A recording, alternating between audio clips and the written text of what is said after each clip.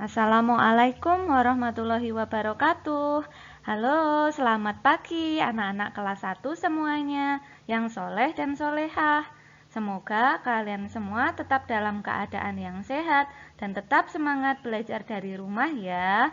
Untuk hari ini, mari kita belajar tema 6, lingkungan yang bersih, sehat dan asri. Subtema 3, lingkungan sekolahku. Muatan PPKN, sila ketiga Pancasila, dan muatan bahasa Indonesia, mengenal ungkapan perintah. Sebelumnya, kita berdoa terlebih dahulu ya. Mari kita sikap berdoa yang baik. Tangan diangkat ke depan dada, kepala menunduk. Berdoa sebelum belajar dimulai. Bismillahirrahmanirrahim.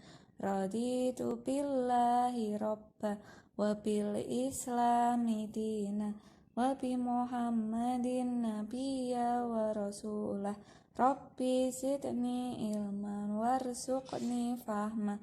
Amin. Anak-anak, silahkan dibuka bukunya Bu Pena 1C, halaman 141. Untuk materi belajar kita, yang pertama pada pagi hari ini muatan PPKN, menjelaskan bunyi dan lambang sila ketiga Pancasila. Anak-anak, siapa yang masih ingat bunyi dari sila ketiga Pancasila apa? Ya, bunyinya adalah Persatuan Indonesia. Simbol dari sila ketiga itu adalah pohon beringin. Sila ketiga Pancasila mempunyai makna bahwa kita harus bersatu dan bekerja sama. Kerjasama membersihkan sekolah merupakan salah satu sikap yang sesuai sila ketiga Pancasila. Anak-anak, simbol sila ketiga Pancasila adalah pohon beringin, seperti yang dapat kita lihat pada gambar di bawah ini. Pohon beringin memiliki daun kecil dan akar yang kokoh. Meskipun kecil, daunnya sangat rimbun, bersatu menyerupai bentuk atap rumah. Pohon beringin biasa digunakan untuk berteduh ketika cuaca sedang panas. Pohon beringin menjadi simbol persatuan. Nah, apa saja sikap dan perilaku yang sesuai dengan sila ketiga Pancasila? Sikap yang pertama adalah cinta tanah air dan bangsa Indonesia. Misalnya, kita wajib menggunakan bahasa Indonesia yang baik dan benar. Kemudian, juga mencintai produk-produk buatan Indonesia. Yang kedua yaitu tidak membeda-bedakan teman, walaupun dari latar belakang suku, agama, atau ras yang berbeda, kita harus tetap berteman dengan baik. Yang ketiga, menjaga kerukunan. Jadi, sebaiknya kita tidak bermusuhan dengan orang lain. Kemudian, selanjutnya, saling bekerja sama atau gotong royong. Yang kelima, mengutamakan kepentingan umum dibanding kepentingan pribadi. Yang terakhir, mengikuti upacara bendera. Upacara bendera biasanya dilaksanakan setiap hari Senin pagi di sekolah atau setiap ada hari besar nasional. Salah satu contoh sikap yang sesuai sila ketiga di sekolah yaitu kerjasama membersihkan sekolah. Lingkungan sekolah harus dijaga kebersihannya. Sekolah yang bersih membuat belajar lebih nyaman. Menjaga kebersihan sekolah itu adalah tanggung jawab semua warga sekolah. Siapa saja yang termasuk warga sekolah, yaitu ada kepala sekolah, bapak dan ibu guru, karyawan seperti satpam dan TU, dan juga seluruh siswa dari kelas 1 sampai kelas 6. Semuanya wajib untuk menjaga kebersihan lingkungan sekolah. Walaupun selama masa pandemi COVID-19 ini kita belum bisa berangkat ke sekolah secara normal, tetapi anak-anak sudah harus memahami tanggung jawab dan kewajiban anak-anak nanti jika sudah masuk sekolah, berarti wajib ikut menjaga kebersihan lingkungan sekolah.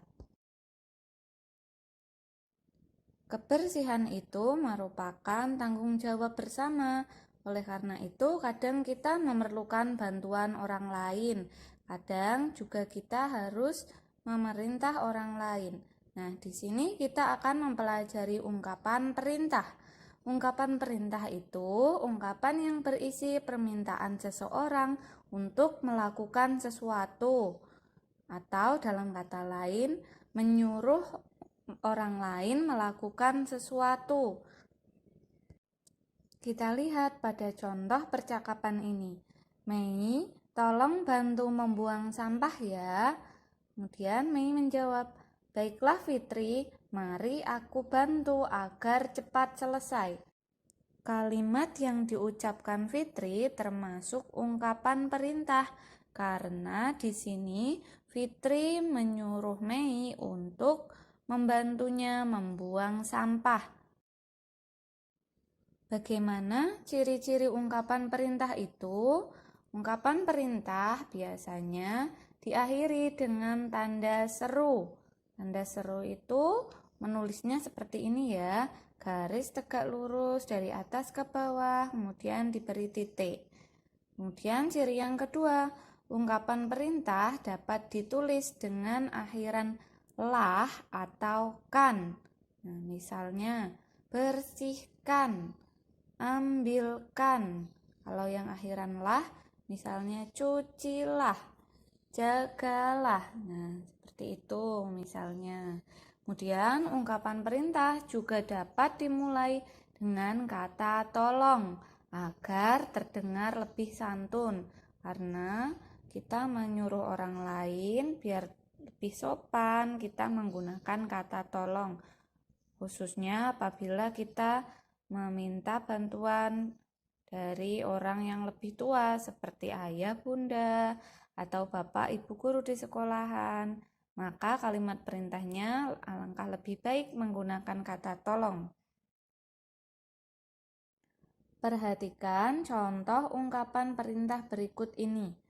Tutuplah semua tempat penampungan sampah. Nah, di sini ada akhiran lah, tutuplah. Kemudian juga kalimatnya diakhiri dengan tanda seru. Contoh yang kedua, tolong ambilkan aku sapu. Kasih tanda seru ya, jangan lupa belakangnya.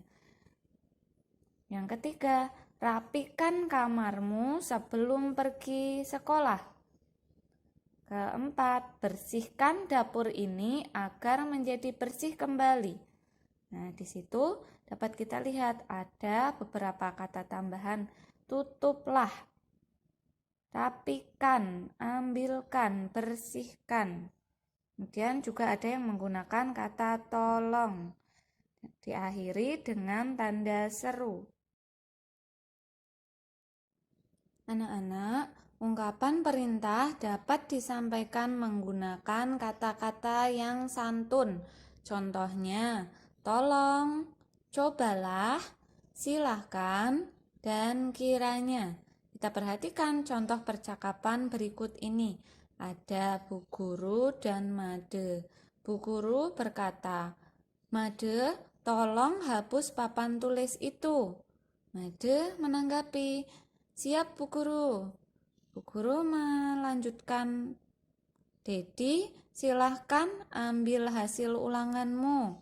Dedi menjawab, iya Bu Guru. Nah, kalimat yang diucapkan Made dan Dedi adalah contoh cara yang baik menanggapi suatu ungkapan perintah. Jadi, kalau kita diperintah orang lain, alangkah baiknya kita harus segera melaksanakannya. Selanjutnya, mari kita buka Bupena 1C halaman 151. menggunakan ungkapan perintah pada poster. Ingatlah kembali tentang ungkapan perintah. Ungkapan perintah berisi permintaan untuk melakukan sesuatu. Ungkapan perintah bisa disampaikan secara lisan atau ucapan dan juga dengan cara tertulis.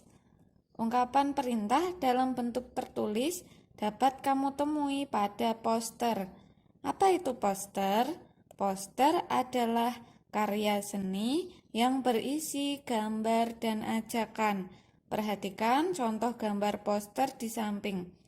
Ada hal-hal yang perlu diperhatikan saat membuat poster, yaitu sebagai berikut.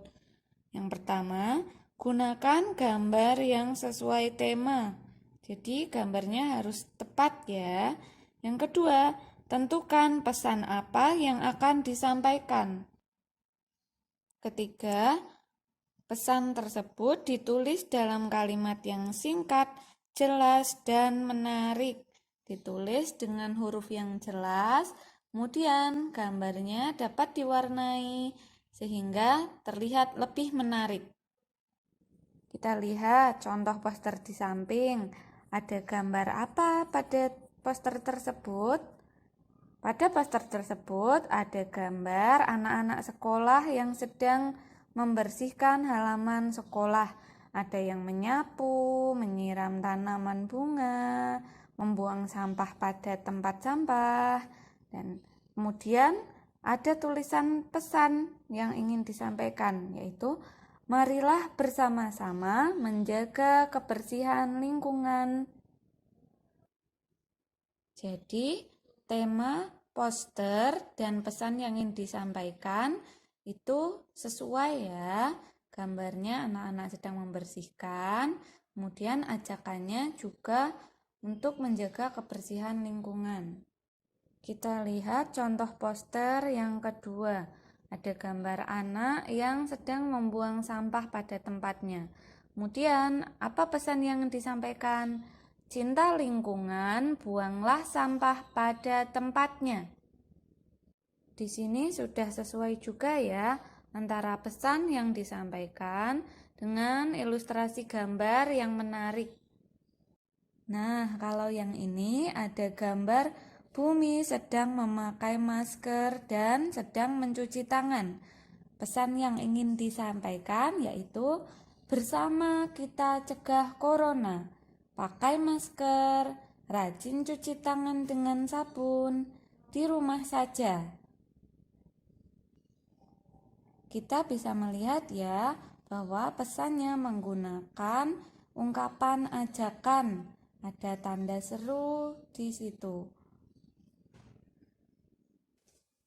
Posternya juga dilengkapi dengan gambar yang dapat menjelaskan pesan yang ingin disampaikan, yaitu memakai masker, mencuci tangan dengan sabun, dan diam di rumah saja untuk menjaga jarak. Alhamdulillah, materi belajar kita untuk pagi hari ini sudah selesai. Kita tadi sudah mempelajari tentang sila ketiga Pancasila dan juga mengenai ungkapan perintah. Untuk tugas hari ini, silakan anak-anak bisa menuliskan contoh sikap dan perilaku yang sesuai dengan sila ketiga Pancasila. Ditulis di buku halus ya. Cukup sekian penjelasan dari Bu Nindi. Terima kasih untuk anak-anak semua yang telah menyimak dengan baik. Wassalamualaikum warahmatullahi wabarakatuh.